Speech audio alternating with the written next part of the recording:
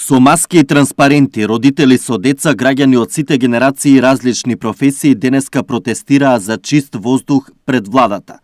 Побараа од надлежните да го решат проблемот со загадувањето.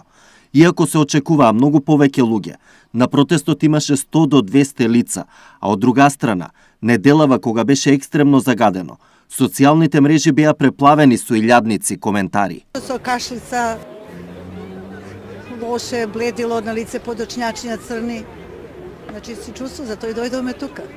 Па се запрепастуваме, зашто нема никој толку мал одзив, за луѓе не им смета ова загадување. Јас стварно не ги разбирам.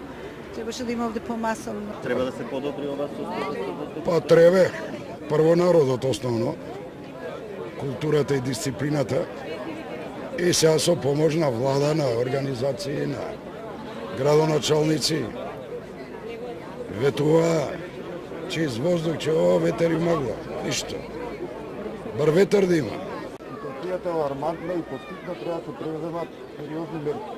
Јас лично сметам дека од ковид доаѓаме големото загадување и треба во тие шписови кога е алармантна состојбата да се забрани возење на ковид. Или барем пар непар да се направи. Тоа не е точно. Еве ги колите пред нас поминуваат, под мојава зграда поминуваат дневно 300.000 возила.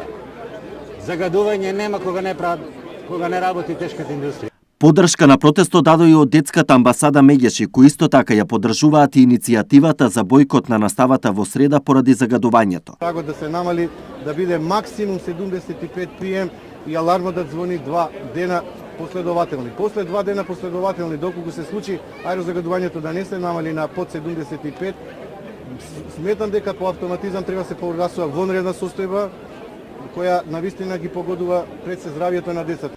Вчера од владата презентираа итни мерки за справување со аерозагадувањето, но тие ќе стапат на сила само ако 2 дена поред воздухот е загаден 4 пати над дозволеното. Тогаш се препорачува хронично болните и трудниците да бидат ослободени од работа.